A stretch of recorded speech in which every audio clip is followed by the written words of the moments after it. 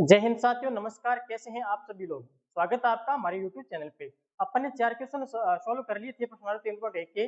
आज अपन question number हल कर रहे हैं 5वां। पढ़ाई क्वेश्चन क्या है। एक आयताकार बाग जिसकी लंबाई चौड़ाई से 4 मीटर अधिक है का अर्ध परिमाप 36 मीटर है की भुजाएं ज्ञात कीजिए। तो अपन ने क्या किया, सबसे पहले एक आयताकार बाग बना लिया जिसकी लंबाई L है, चौड़ाई क्या है B। मैंने आयताकार बाग की लंबाई को क्या मान लिया, x मीटर मान लिया। क्या मान लिया, x मीटर। और चौड़ाई को क्या मान लेते हैं चौड़ाई बराबर अपन मान लेते हैं y मीटर। क्या मान लेते हैं, y मीटर। या आयताकार बाग की लंबाई को तो x मीटर मान लिया और चौड़ाई को क्या मान लिया, y मीटर मान लिया। इस प्रकार के प्रश्नों में इस प्रश्नावली का नाम है दो चरों वाले रैखिक समीकरण युग्म। इसका मतलब दो रैखिक समीकरणें बनेगी। ठीक है, तो पहली समीकरण पहली कंडीशन से बनेगी। पहली कंडीशन क्या है, लंबाई चौड़ाई से 4 मीटर अधिक है। लंबाई चौड़ाई से कितनी मीटर अधिक है, 4 मीटर। तो पहली कंडीशन दे रखी है लंबाई, लंबाई को मैंने क्या माना x, चौड़ाई को क्या माना मैंने y से 4 मीटर अधिक है, 4 मीटर अधिक है। जैसे जैसे प्रश्न बोलता है वैसे वैसे करते जाओ, समीकरण अपने आप बन जाएगी। पहली कंडीशन क्या है, लंबाई चौड़ाई से 4 मीटर अधिक है। लंबाई को मैंने क्या माना x, चौड़ाई y से 4 मीटर अधिक है, ये इसको मान लिया। तो हमारे पास समीकरण क्या बन जाएगी, इस y को इधर ट्रांसफर करो, x माइनस का y बराबर 4। ये हमारे पास बनेगी समीकरण। ठीक है, इसको समीकरण बताते हैं पहला। इतनी बात क्लियर होगी। आगे सुनाए, सेकंड कंडीशन क्या है। इसकी सेकंड कंडीशन दे रखी है का अर्ध परिमाप 36 मीटर है। का अर्ध परिमाप 36 मीटर है। अब मुझे बताइए, आयत का टोटल परिमाप क्या होता है। आयत का कुल परिमाप होता है 2 कोष्टक लंबाई प्लस चौड़ाई। अब यहाँ अर्ध का बोल रहा है, अर्ध का मतलब आधा करना है। आधा कर देते हैं तो 2 से 2 कट गया। अर्ध परिमाप क्या हो जाएगा, लंबाई प्लस चौड़ाई। सेकंड कंडीशन बोल रहा है का अर्ध परिमाप 36 है। लंबाई को क्या माना x, चौड़ाई क्या माना y। अर्ध परिमाप कितना है, 36 मीटर है। ये आगे समीकरण नंबर 2। अब आप लोग चाहो तो इन दोनों समीकरणों को ग्राफ से हल कर दो, चाहे तो प्रतिस्थापन से हल कर दें और चाहे तो विलोपन से हल कर देते हैं। जो आपकी मर्जी आए उनसे हल करो, आंसर आ जाएगा। तो अपन ये, क्योंकि ये प्रश्नावली ग्राफ की विधि की दे रही है, क्योंकि ये 3.1 के अंदर ग्राफ बनाए हुए हैं, तो इसको अपने ग्राफ से भी हल कर सकते हैं, प्रतिस्थापन से भी हल कर सकते हैं और विलोपन से भी हल कर सकते हैं। तो मैं पहले इसको ग्राफ से हल कर रहा हूँ। ठीक है, अपन इसके अंदर लगा रहे हैं ग्राफ की विधि। इसके अंदर लगाते हैं ग्राफीय विधि। ग्राफीय विधि के अंदर समीकरण पहले एक लेते हैं। समीकरण 1 से, समीकरण 1 में क्या लिखा हुआ है, x माइनस वाई बराबर 4, x माइनस वाई बराबर 4। बॉक्स बनाते हैं ग्राफ के अंदर। ग्राफ के अंदर मैंने बताया था तरीका, दो टाइप के ग्राफ बनेंगे। पहला टाइप का ग्राफ होता है यदि इस अचर पद में इन दोनों के गुणा का भाग जाता है। यदि इस अचर पद में इन दोनों के गुणा का भाग जाता है तो यहाँ 0 और 0 रखेंगे। क्या रखेंगे, 0 और 0। क्योंकि इस 4 में इस 1 का भाग जाता है, इस 1 का भाग जाता है, इसलिए x का मान 0 रख देंगे, y का मान क्या रख देंगे, 0 रख देंगे। तो 1 बराबर x बराबर 0 रखने पर जब x का मान 0 रखते हैं तो x को भूल जाओ, माइनस वाई बराबर क्या आ गया 4। यहाँ से y का मान कितना आ जाएगा, माइनस का 4। जब x का मान अपन ने 0 रखा ना तो y का मान आया माइनस का 4। अपन रखते हैं y बराबर 0 रखने पर, y बराबर 0 रखने पर y का मान अपन रखते हैं 0। जब y का मान 0 रखेंगे तो y वाले को भूल जाओ, x बराबर कितना आ गया 4, x का मान कितना आ गया 4 आ गया। ये हमारे पास एक बॉक्स तैयार हो गया। अब अपन लेते हैं समीकरण 2।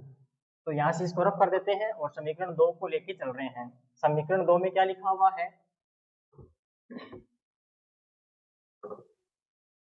समीकरण 2 में लिखा हुआ है, समीकरण 2 से क्या है, समीकरण नंबर 2 x प्लस वाई बराबर 36। इसका भी अपन एक बॉक्स तैयार कर लेते हैं।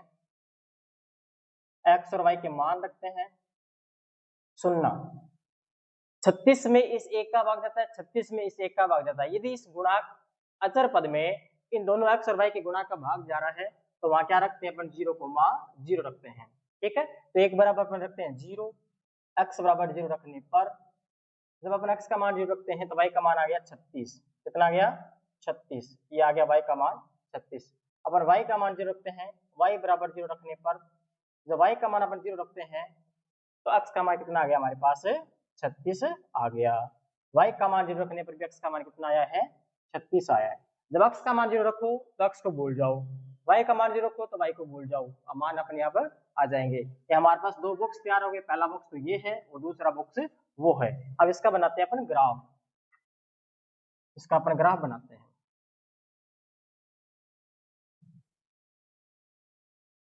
इसको यहाँ से एक बार रफ कर देते हैं। ग्राफ बनाने के लिए, ग्राफ बनाने के लिए इस प्रकार एक कार्तीय निर्देशांक बना लेते हैं, कार्तीय तल बना लेते हैं। यहाँ होता है मूल बिंदु 0। ग्राफ पेपर पे आप लोग बनाओगे तो लाइन एकदम सीधी ड्रॉ होगी। ये x है, ये x नेगेटिव होता है, ये y है और ये y नेगेटिव होता है। 0 के इधर वाले मान प्लस में चलेंगे, ऊपर वाले इसमें माइनस रहेंगे। अब ध्यान से सुनना, x का मान 36 तक जा रहा है। कहाँ तक जा रहा है? 36 तक। यदि मैं पैमाना 4 इकाई मानूं, 1 चौक 2 चौक 8 3 चौक 12 4 चौक 16 5 चौक 20 6 चौक 24 7 चौक 28 8 चौक 32 9 चौक 36, आराम से जा रहा है। तो 4 इकाई मान लो पैमाना, 4 का पड़ा 4 चौक 12 4 चौक 16 5 चौक 20 6 चौक 24 7 चौक 28 8 चौक 32 और 9 चौक 36। इधर भी 4 का पड़ा 4 8 4 3 12 4 चौक 16 4 5 20। थोड़ा और आप रफ करना पड़ेगा यहाँ।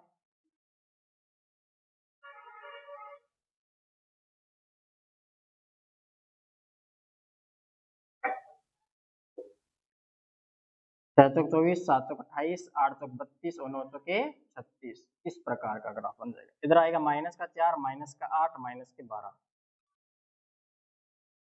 क्योंकि माइनस वाले मान है नहीं, माइनस का 4 तक की मान है तो 4 तक अपन ने लिए। ठीक है, अब इसका यहाँ पैमाना बताते हैं क्या लिखा अपन ने। पैमाने के अंदर अपने एक्स अक्ष और वाई अक्ष पे माना है, दोनों पे सेम इकाई माना है।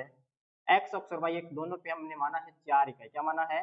4 इकाई माना है, वो भी बड़ा खाना। कौन सा खाना माना है अपन ने? बड़ा खाना माना है 4 इकाई का। तो अपन ने पैमाना क्या लिख दिया? एक्स अक्ष और वाई अक्ष पे सेम माना है 4 इकाई, इसलिए अपने 4 इकाई पैमाना रख दिया। समीकरण 1 का ग्राफ क्या था? समीकरण 1 का बॉक्स हमारे पास है 0, -4। जब x का मान 0 y का मान -4 है, x का मान 0 ये रहा, y का माइनस का 4 ये रहा। पॉइंट आ गया ये आ गया 0, -4। इसको नाम दे दिया a। हमारे पास a आया 0, -4। जब x का मान 4 है प्लस का, y का मान 0 है, x का मान 4 है प्लस का, y का मान 0 है। ये आ गया पॉइंट नंबर b, 4, 0। इन दोनों पॉइंट्स को आपको स्केल से मिलाना है। इस प्रकार ये रेखा बनेगी। ये लाइन है हमारे पास, कौन सी लाइन है? इस ग्राफ की लाइन थी, वो कौन सी थी? पहले लिख देना, यहाँ लाइन थी। ठीक है, अब बनाते हैं इसका ग्राफ। जब x का मान 0 y का मान 36 है, x का मान 0 ये रहा, y का मान 36 आ गया, प्लस का ये है, सी पॉइंट आ गया 0, 36। फिर x का मान 36 है, y का मान 0 है, x का मान 36 ये रहा, y का मान 0, पॉइंट आ गया ये 36, 0। इसको नाम देते हैं d। इन दोनों पॉइंट्स को भी हमें मिलाना है स्केल की सहायता से। ठीक है, इनको भी अपने स्केल के सहायता से मिला देना है। ये दोनों समीकरण जो आई लिख देना, x प्लस वाई बराबर 36 की है। और वो समीकरण क्या थी? जब अपन इस की लाइन को ड्रॉ करेंगे, इसको और इसको मिलाएंगे, इसको काटेंगे, तो ये ग्राफ यहाँ कटेगा। x का मान तो 16 पे और y का मान है, x का मान तो 20 पे और y का मान 16 पे।